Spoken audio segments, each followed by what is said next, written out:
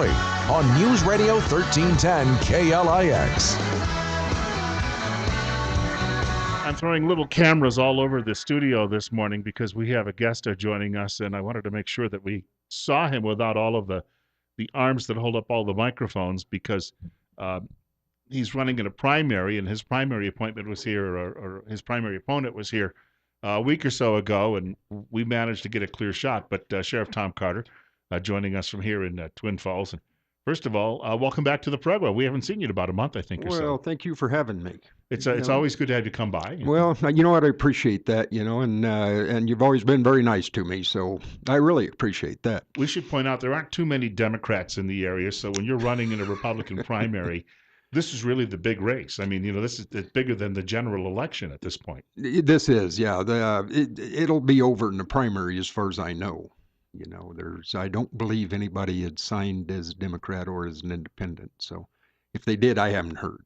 We want to point out this morning, too, I was driving to work, and we were talking about this off air, but I was coming down Washington, and I'm driving in, and I started seeing these signs that look like stars, like a badge, and they're your ReElection signs already up and out on the streets, I guess, here in the middle of March. Somebody got up early and put those out. My son and daughter-in-law live for this campaign season. They're both artsy.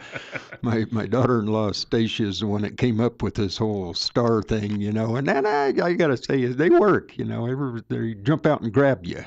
So you weren't really surprised, I guess, by this primary challenge, at least in the sense that he announced a long time ago, well over a year ago.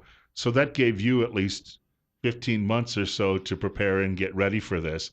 But still, on the other hand, I mean, when you're in office for a while and a fellow Republican challenges you, there's got to be a moment where you say, what for? What have I done that would upset anyone in the Republican Party? And can you think of anything? You know what? I cannot. I don't know the difference between me campaigning for the past year and him, as I still got a full-time job. And I run the sheriff's office. That's what I do. I've been in the sheriff's office 23 years. I love it. I will stay for as long as they'll allow me to stay. I've been sheriff now for going on 8 years. It's been real good to me, and it's a full-time job. Whatever, if you got the time to go out and do everything that's somebody else is doing, well, then, that's good for them. But what I can guarantee is in the position I have, you just don't have that much time. You two had an appearance, I think, was at Buell, where you had a forum at the high school put together by one of the students, and you had some great questions from, I guess, the crowd that night and all of that.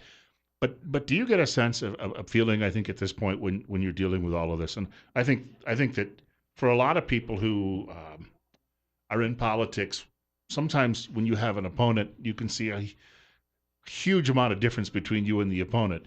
But in this case, I mean, you're both long-term law enforcement people. Is there really much of a difference? I mean, are you telling people there's no need to switch horses in midstream at this point? Well, yes. One thing I'm saying is if it's not broke, don't fix it. And another thing I'm saying is that our time in law enforcement is different. He spent a career as a Idaho State Police detective. And detectives are fine. I have detectives myself. There's an issue. I always say if you're going to run for the sheriff's office, you need to work in the sheriff's office. There's lots of things that is indicative to a sheriff's office that other agencies don't have. I have about a $3.2 million jail budget. Now, and I mean, tell you, you need to have some kind of knowledge of how a jail operates if you're going to jump in and run that kind of a budget. A person working for the state or even the city, I doubt if he's ever even been in the jail, unless it was to interview a prisoner or bring a prisoner in. We have a civil agency or a civil department that's huge, and it's the easiest thing in the world to take for granted, but I had a full staff of ladies that work full-time civil, and And there again, unless you work for the sheriff's office, you have no idea what goes on in a civil office.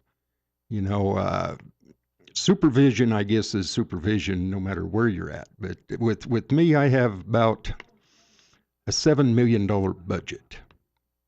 Yeah, the 6-year average is about 7 million. You really need to understand how that works, you know, and there again, it comes from experience, it comes from supervision, it comes from lots of things, you know, that really you need to learn by working at a sheriff's office. You know, you'll find most agencies my size and bigger. The new sheriff is generally a captain, a chief deputy, or something, but it is somebody who has had firsthand knowledge of how the office functions for many years. When you're out, and you know, you were doing the parade the other day, and there's all these events that come up, and you meet people on the street, and a lot of people obviously they don't really, unless you know they're speeding, they don't have a lot of contact with law enforcement ever. I mean, most people go about their lives and rarely ever worry about being arrested or anything like that. So when you run into someone on the street and they say to you, "Well, Sheriff, why should I vote for you this year?" What's the prepared response you give them? I mean, I know you've got a few highlights that you pass along to voters when you meet them in those situations. I do, like I say, I've been in this business for a long time. I've spent a considerable amount of time as a sheriff, 2 terms as the sheriff. When I took office, we had what I perceived as issues in the office in 2009. When I took over, we've addressed those issues, made them successful, and then some. You know, we now have a great canine program. The budget is balanced every year. We're focused on programs in the jail. You know, what I'm trying to do is get rid of recidivism. You know, the more people I can keep out of jail, and if I can do that by classes, whether it's narcotics, whatever issues they have, education, if I can keep people from coming back to jail with classes inside jail, and now we have it so they can even finish some of these classes once they get out. You know, we got school resource officers now that we never had before. Interagency cooperation, you know, it was one of my biggest things when I came into office. You know, and I've spent all the time in office getting better interagency cooperation, and so far I've gone so far as I swore in city cops, you know, on a jurisdictional issue. Number one, it shows that I'm serious about working together. And number two, there's an Idaho code that is pretty specific on jurisdictional issues. You know, and to me it's simple. I certainly don't make anybody do it, but I've never had anybody that wouldn't do it, you know, and for me it's simple by simply taking a 30-minute oath from me. It gives them my authority outside of their jurisdiction, and then there's no downside to that, you know. Especially when I got one deputy working the West End, and he's at the jail or wherever he's at, and there's another issue in Buell, Castleford, wherever it's at. I have a Buell officer that is absolutely qualified to go out and help us. You know, and that works. There again, and you know, somebody who may be in a particular area, even if they're outside their own jurisdiction, I guess, and they see someone who's floorboarding it down the highway, this gives them that authority to actually pull someone over. It does. It gives them authority. They have the authority without this to pull them over. But what they would probably do after they do pull them over is call for a county unit or a state unit to come and deal with it. Well, this way they don't have to do that. You know, if they're on their way from Filer to Twin and something happens, they have all the authority they need to deal with it. I know you had some other things too on the list as well you wanted to mention. Another thing I had came up, we got a community resource team, you know, and there again, that's huge to me. You know, I got guys that are very good at what they do. You know, the community resource guys also work the schools. Another, I guess, all of these things that I worried about 8 years ago is just part of doing business now. That's what we do. That's what the sheriff's office is all about. But going forward, I have plans for this coming term. Number one, I want interagency communication to be at the top of the list. And the reason I say that is a city guy and a county guy or a state guy, we are all on different radio frequencies. A county guy can stop somebody at any time of the night, and he may not know that this city officer has just dealt with them. We're putting a records management system in this summer. This is going forward. It finally happened that I've been trying to get for a very long time. The commissioners have graciously agreed with me, and they're paying for this. But what that does, it puts our agency and their agency and everybody on the same records management system. That way, if you're dealing with somebody, you're not only drawing from your records, but you're drawing from the city's records. And that's huge, and it makes it safer for the guy on the street. And that's kind of what it's all about with me. I spent many, many years as a patrol sergeant working the streets. Is there a question? I guess we got a couple of minutes before the break, and then we'll maybe take a telephone caller or two. 918, we'll call it. Bill Colley on Top Story on News Radio 1310, KLIX, newsradio1310.com, and our guest is Twin Falls County Sheriff Tom Carter. There is a way at least to monitor, I guess, what the other agencies are doing. So if somebody has a serious emergency, you hear about it, but it's basically you have to have one of their radios sitting in the office so you can then turn around and dispatch someone to go help them? That's correct. Actually, the way it would work is through dispatch. We have the ability in our radios to monitor, as you say, or scan what they're doing.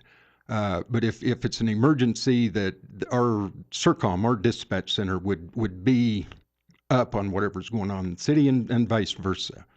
So what I'm trying to do is get around that by the in-car computers. If a call is dispatched on an in-car computer, we now have a management system that, as a city officer, I can look at my computer and see that there's a county officer, 2 blocks over there that might be fixing to get punched in the nose or something, and I can head that direction, and vice versa. If our deputies, I absolutely fully expect our deputies, if there's somebody in this jurisdiction, in the city or Buell or Kimberly or any place else, if they need help, I can promise you our guys will go help them. We want to point out we've got more with Sheriff Tom Carter coming up in just a few minutes. Coming up on 920, it's 46.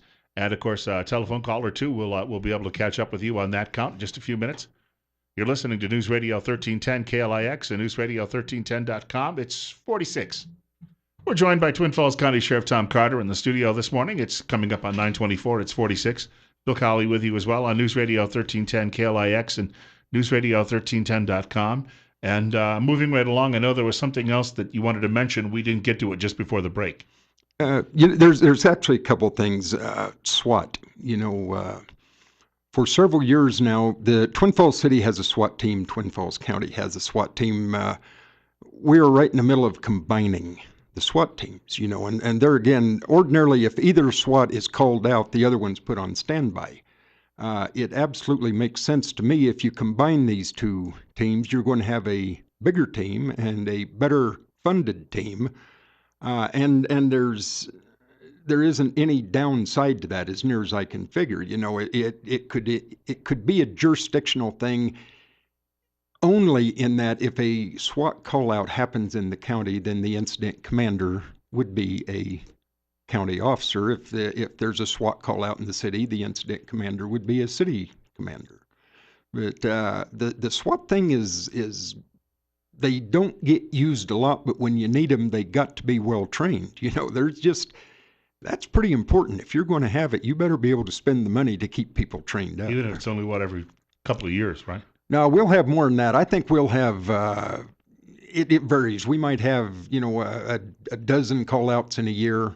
They use SWAT for different things, high-risk warrants, might, depending on the detective, My chief deputy, there is a criteria that if somebody wants to use our SWAT team, they have to go talk to my chief deputy. He has a criteria that has to be met before he will allow it to happen. We want to point out we've got a telephone caller, I think, looking to reach the program, and Caller, it's 9:25. You're on the air with Sheriff Tom Carter. Try to keep it to a question versus a statement if you can. Hi, Sheriff Carter. I would like to know what you feel like your most significant accomplishment has been since you've been in office. I got two of them.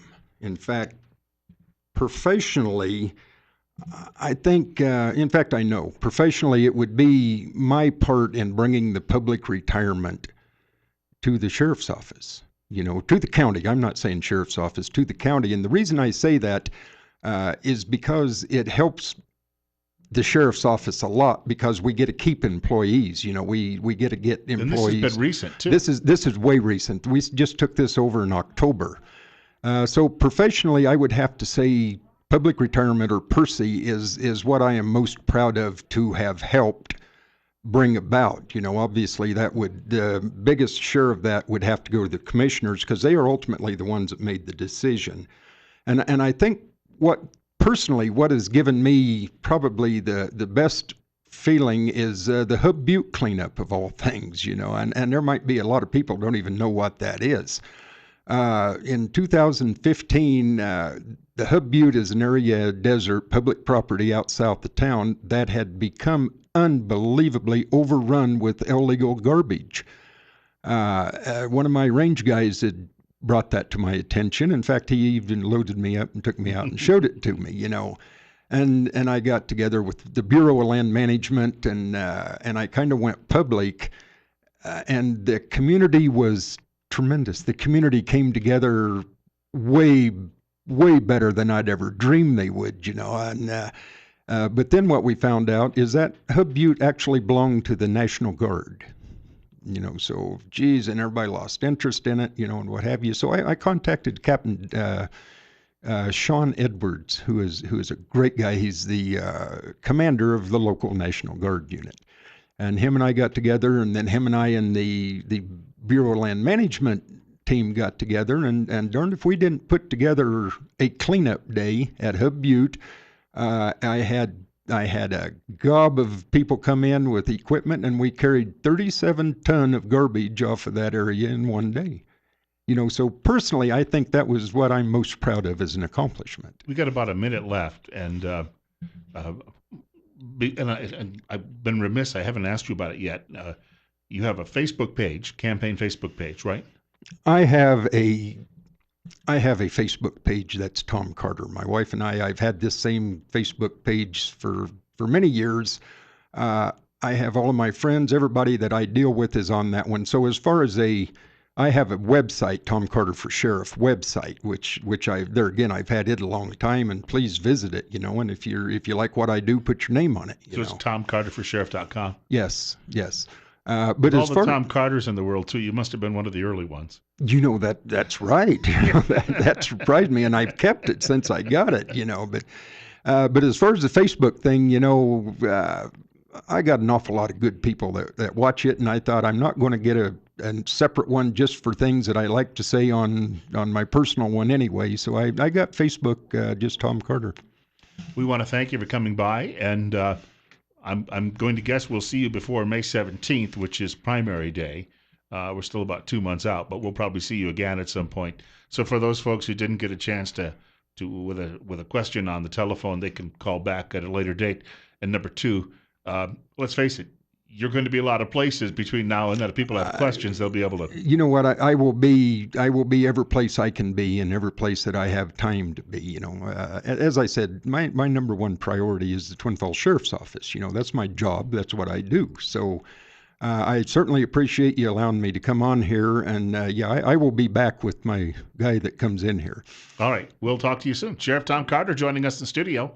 We've got a short break ahead on News Radio 1310 KLIX.